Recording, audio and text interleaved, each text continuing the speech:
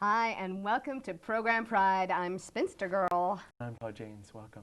Yeah, hey, what do you think of our new logo? Our new Program Pride logo. Isn't it fabulous? I think it's excellent. I wanted to get up and dance. Well, did you? I think it's very motivating music, which was donated by Chris Rax of Lethbridge. Well, he was originally of Lethbridge and has moved out to Vancouver to pursue his music career. Exactly. And fabulous stuff. And all of that was put together by volunteers, myself and Linda Craig and Andy down at Shaw in Calgary. And so we're just having a great time at Program Pride, just doing stuff. And we should let viewers out there know that if you're interested in volunteering for Program Pride as well, come on down because we need volunteer camera operators, host, weather people. We can use anyone. If you've got some skills and you're interested in volunteering, give Shaw Cable a call in your community and they'll let you know how to find us. Which, by the way, we should also mention exciting news. Yeah, Edmonton and Calgary, welcome to Program Pride. Yeah. We're pretty happy to be we're expanding, we're growing. Yeah, and we'll be taking over all of Western Canada in no time. Yeah, on the cover of all those magazines. Magazines, oh, I bet. We'll probably even have an internet page one day. One day, Program Pride and Spinstergirl. You know. Sure, sure. Yeah, Speaking of internet pages, though, it's February. It is. And that means it's Family Day. No! No. No! No! It means it's Valentine's Day in the middle of the month, which has to be like my favorite time of the year. I get cookies baked and stuff like that. What do you do for Valentine's? Oh, gee, I wish I had your energy sometimes, but no. Friends and I get together and we eat chocolate and watch depressing movies and do wonderful things like that. Oh, that sounds lovely. Well, you know, at least you're celebrating and there is a cookie theme, which is always kind of nice. But they're not pink, they're always dark. Brown. Well, brownies and chocolate. On that note, maybe you should tell us what's happening today. Yeah, we have a fabulous show lined up today. We're going to go right into a taped interview with Spencer J. Harrison.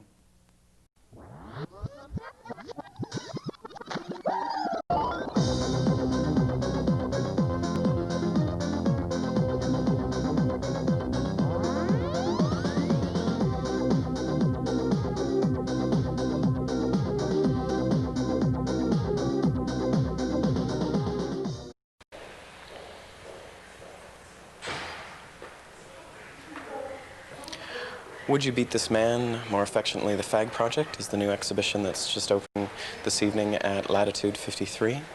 It's an exhibition that's in conjunction with the Misericordia Community Health Centre, University of Alberta Hospital, and the Edmonton Police Services headquarters, in that there's pieces being exhibited at all those locations, and the main exhibition is here at Latitude. I'm Spencer J. Harrison. About a year and a half ago, I came to Latitude 53 and tried to set up a residency here, one that would work in conjunction with the police department, one that would work in conjunction with community health services. That was set up, and I arrived here on the 23rd of September, starting interviews and starting the production of the work. I've been interviewing gay men, lesbians, bisexuals, transgender people, and straight people that have been bashed. Trying to understand more or less what the situation here is, trying to understand the level of violence in this city and this province, and trying to discover how much of that is being reported or not reported.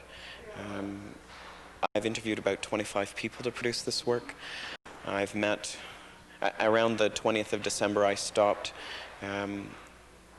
counting the numbers, and I'd met about 200 people that had been bashed at that point. At the same point, the statistic coming out of the police department is that there have been no bashings reported. So that really figures into the work. The work itself, I start by interviewing, asking a lot of questions about where the person is in their public presentation of their sexuality, a lot about when they outed themselves and what that process was like, and then questions about whether they've become victim to violence and how that's affected their identity. From that, I've painted some portrait pieces. They're not photographic portraits of people, they're representations of who those people are and sort of the feeling that I got from the interview. Most of them include words directly from their interviews. And then I produced a large work that tried to, it identifies to the viewer what it's like to be victim of that on an ongoing basis, that aggression. It doesn't necessarily put them in a place where they feel the violence, but it lets them understand sort of that stuff that we have to carry around on a day-to-day basis, just the thought of when you step out of your home, your car, your whatever, the thought that violence might be there and how that affects our identity. When you enter into the large piece, you're surrounded by images of aggressors that come from the interviews conducted here.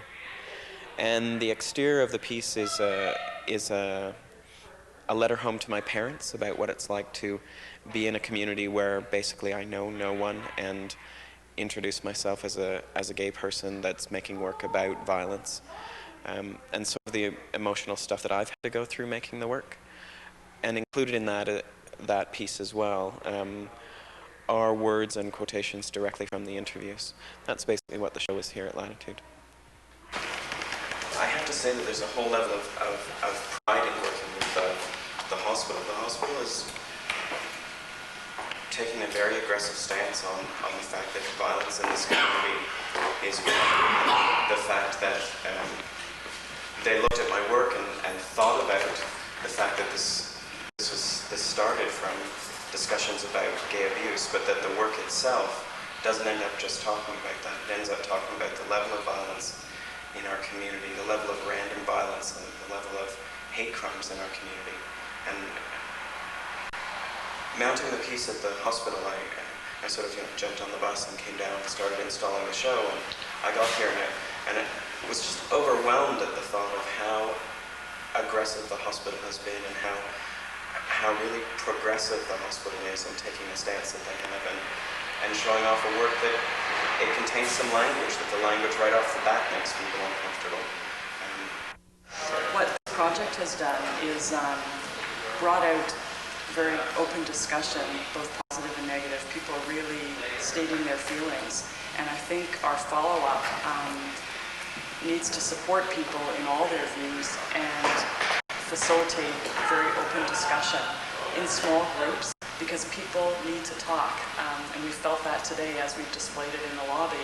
And it was very risky for us to display this in the lobby, but it's an important point in transforming our hospital into a center for health, so that we switch our focus not only on treatment but to prevention. And the conversion to a center for health is a very dramatic change for a hospital, and this helps facilitate that change because people are talking about the issues. As I took my breakfast this morning in front of the piece and just kind of listened to people talk, there's a whole level of conversation. There wasn't a person who passed it who didn't have a conversation with the person that they were with, and it's where the work turns into preventative medicine. It really is doing what it was set out to do. The piece I'm standing in front of is a piece that's been installed within the Edmonton Police Department headquarters, the downtown station. This was a real negotiation and a real event, I believe, because the police have never done anything like this.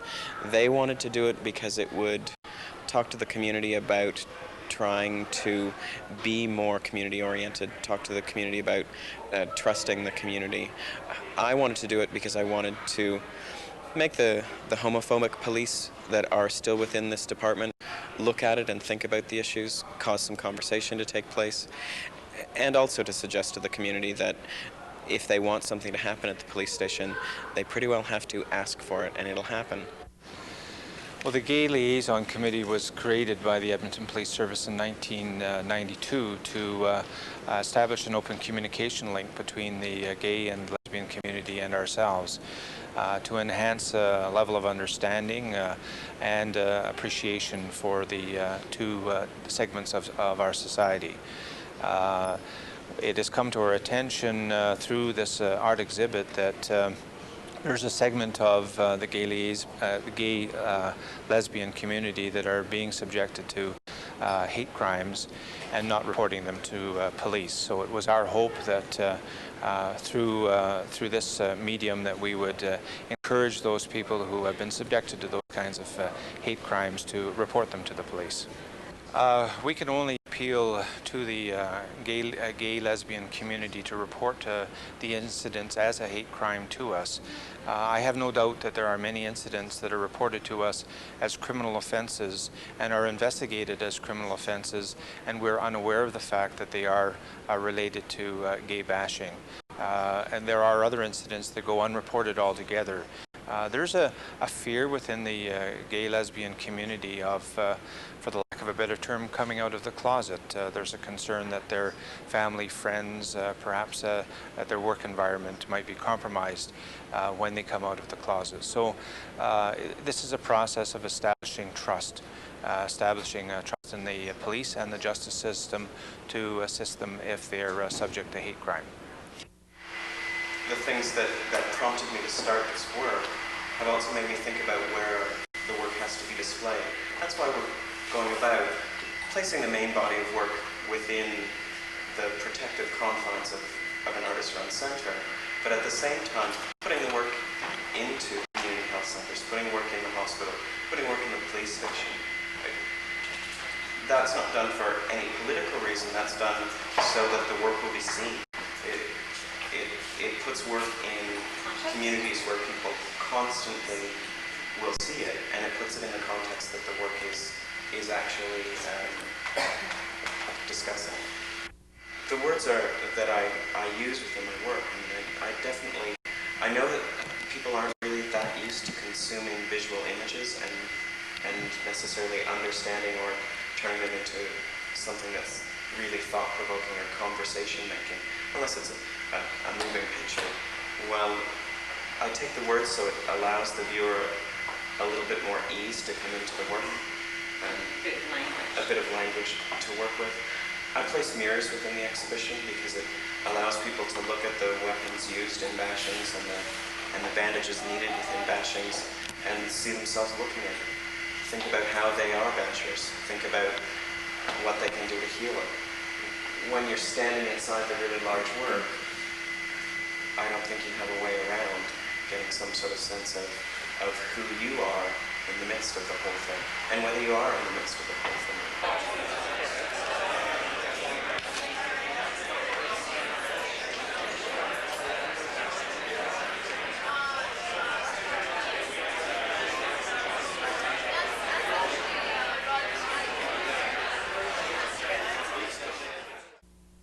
It prompts the queer community, giving them a little bit of pride about, how far we've come, and the fact that we are standing and trying to confront this, that maybe they will do some head-on work with the police and help the police change the policing methods and make that bill actually something that's worthwhile rather than just a piece of paper in the government.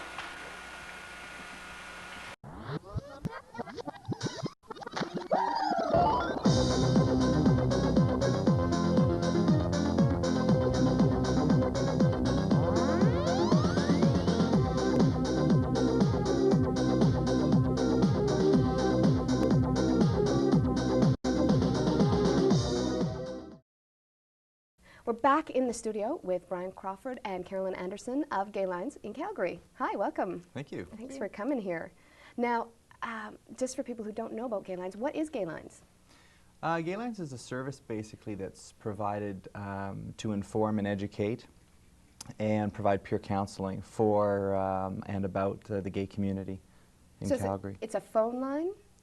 It is a phone line. We also have drop-in services as well. We have a library service as well. Primarily the phone line is our focus, and that's what's used most right now, but we are expanding on the others as well. Okay, well, we'll get back to that in a minute. How long has Gaylines been around in Calgary? The service has been around for about 10 years. Under one name or another, it has folded into Gaylines. And Gaylines has been providing the basic phone service for about that time. Okay, and you've expanded into other services, which include the library? That's right, the library and the drop-in center. Yeah. That's right. Yeah. And now the focus primarily for Gaylines was gay men, or has it? Yeah, its history was catering more to the men's community, and the women's community was serviced by an organization called LIL. And with the expansion of Gaylines, we basically are wanting to include the entire community, whether it's the lesbian community, the gay community, the parents community, any community. Right. You know, we're involving the Calgarian community, I guess, is our focus now. Okay. I think that's one of the most exciting changes at Gaylines right now is Yeah. that we have women on the board, and we're looking at expanding into areas like including gay youth, which we haven't been able to focus on before. And the change that we really like is that we've moved from a grassroots organization to an organization that needs a little bit more structure, and are moving ahead and hopefully going to look at something that we can offer to a broader community base. Right, great. Well, Carolyn, what's your position with Gaylines? What do you do with I'm them? doing a lot of the training for the volunteers, so we're doing telephone training and some personal development training with volunteers. So that enables the telephone volunteers to handle calls that may be crisis calls, is that? Well, it's a very beginning level crisis call. What we're hoping to do is teach people how to differentiate between what are crisis calls and what are things that can be handled through peer support on the lines, and what kinds of things need to be referred out to other organizations that can offer more professional services. Okay, okay. So on an evening, how many calls would you get? Do you have numbers like that? Oh, it varies. It varies by the day. It varies by the season. Yeah. We average, I believe last year we took 5,400 calls, somewhere in there. Yeah, which is a lot. And it's interesting that it's not, we're not just getting calls from the gay community necessarily. I mean, parents will phone us, employers will phone us. If there's a question that needs a responsible answer, we're getting those kinds of calls now, which I think is really exciting too. Oh, great. Yeah. Great. And it's not just you can give information about what's happening as far as events as well? That's right. We carry a fairly substantial database on gay businesses, gay professional services. If somebody specifically wants a lawyer, a gay lawyer to deal with a legal issue, we can refer that, as well as dentists, doctors. There's a number of professionals that we have on our database. Now, the Gaylines is staffed all by volunteers, that's right? That's right. Okay. Yeah. So what happens? How can you become a volunteer? Well, it's very easy, actually. You can give Gaylines a call between 7 and 10 p.m., 234-8973. Which between 7 and 10 p.m. are the hours of operation, right? Those are our hours of operation right now. We certainly have our sights set on something bigger than that for the next year. But for right now, yeah, between 7 and 10. You can call during the day and leave a message, and then a volunteer can respond to you between 7 and 10 that evening. Wow. We also that's have more a convenient. drop-in from 7 to 10, so people can come down to the lines if they just want to sit and have coffee and meet other people. So it's not just the phone lines. I think that's important for people And there's to know. specific events, too, that happen during the week. Sunday nights is a... At this point, the only specific event that Okay. happens regularly is on Sunday night, and it's a lesbian drop-in at this point. So Okay. you can be sure that there'll be at least 2 people there every Sunday. And this is something that I find really fascinating, is that you have a library. Yes, yeah, a very substantial library, actually, which has just been growing over the years, 10 years worth of archival pieces and current pieces. A lot of it is donated to us. We're focusing now on wanting that to expand and have some control over its expansion. And the way that would happen would be to determine what types of books we need, how we're going to get them, etc. So the library there's exciting things happening with the library as well. Now, I just want to ask how important Gaylines is to the Calgary community, to the gay community. I think it's imperative for Calgary to have a Gaylines operation. I think that it's really difficult because our community is so diverse. There hasn't been a focus, and we're hoping Gaylines can offer a focus to the community so that people have a sense of modeling of where we can go, what we are about, sort of a definition of culture. I think also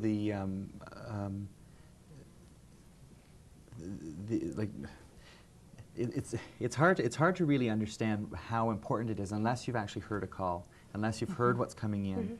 I mean, we do have magazines that we can access through LA and Toronto and that sort of thing, but there are people who can't get responsible answers and have nowhere to turn. And I mean, that's the part that gets me very emotional and impassioned about the service is you just need to hear one call, and it is so essential that we be there. Well, we hope and wish you the best. I know that there's a lot of things coming up in the future, and we'll get Dan to talk a little bit more about them at the end of the show. So thank you very much for both coming. Great, thank you. Thank you. And welcome back. We're here with Matthew Gillispie from Apollo Friends in Sport. Welcome to Program Pride. Thank you, Todd. I was wondering if you could tell our viewers a little bit about Apollo, what it is. Well, Apollo is an organization that stresses community involvement through sports and social activity. We've been active in Calgary for approximately 14 years. And we run 4 leagues in the city, 2 bowling, a curling, and a volleyball league, and other social activities such as houseboating, horseback riding, slow pitch during the summer, and some card parties that we do run also. So you're totally active throughout the year. We try to be. It's something that is a little difficult sometimes to work around other people's schedules, but our leagues are active on Thursdays, Saturdays, and Sundays weekly between September and April. And then May and June we run the slow pitch, and so July and August would be the quiet months. That's when you get rested and get ready for the houseboating and the shoe swaps, is that right? We do a houseboating weekend, Labor Day weekend in September. The shoe swap out of Sicamous. It's Friday, Saturday, Sunday, and come back on Monday. And it's a lot of fun. We get about 20 people out on that yearly. And it can be an enjoyable event, but it can also be a bit of a challenge because sometimes it snows in September in the mountains, and sometimes it's very, very warm. So luckily the last 4 years it's been quite nice. Now, Apollo, you said it started in 1982, is that right?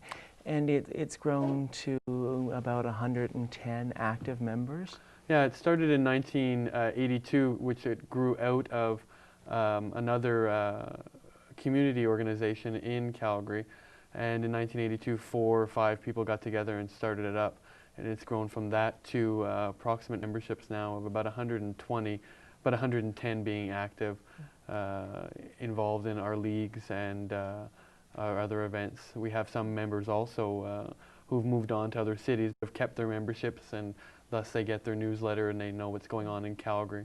Great for when they come to visit friends and things. Yeah, like exactly. So that way it's a networking, and they can also inform the communities in Toronto or Montreal or Vancouver where they've moved to of what happens in Calgary. And the membership itself, there's both men and women.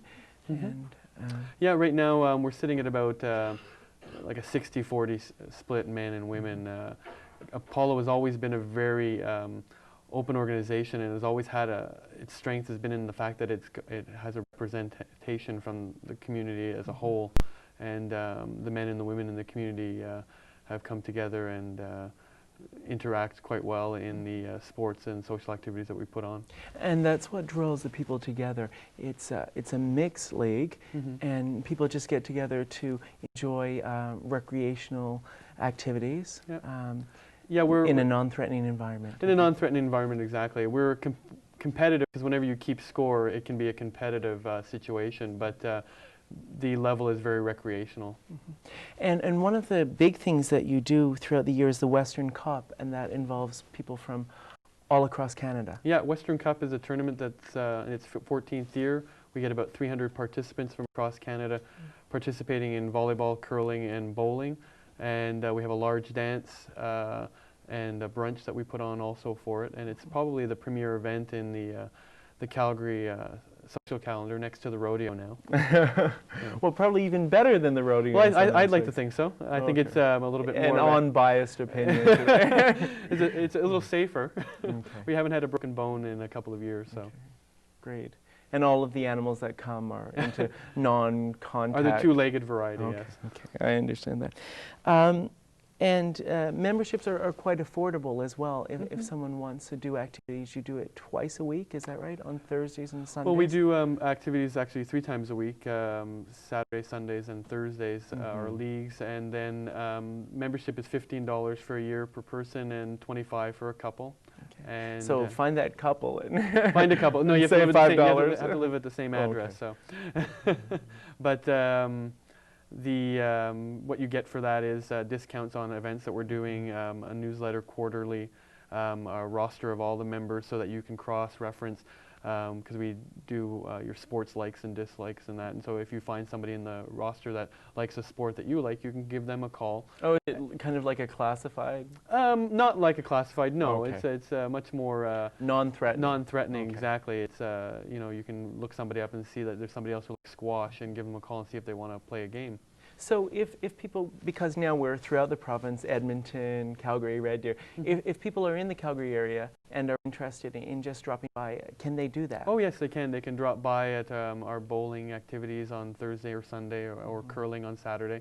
All the information can be found in local magazines or through Gaylines, or by giving me a call. My number is the contact number. And it's on the screen right now. And it's on the screen right now. And we're out of time. I'd like to thank you so much for joining us on Program Pride today. The best of luck in the future. Thank you, you too. Hi. Whoa. Good interview. Hey. Welcome back. Welcome back. Yeah. I just wanted to mention before we sign off for the day that we've got a great program coming up next month. We've got Identity, a gay and lesbian peer support group, and You'll be talking to people from the Alberta Summit as well. Absolutely. Which is taking place in Red Deer in April. Yeah, and you will be talking to the Gay and Lesbian Community Centre of Edmonton, which is in some ways the counterpart of Gaylines from Calgary.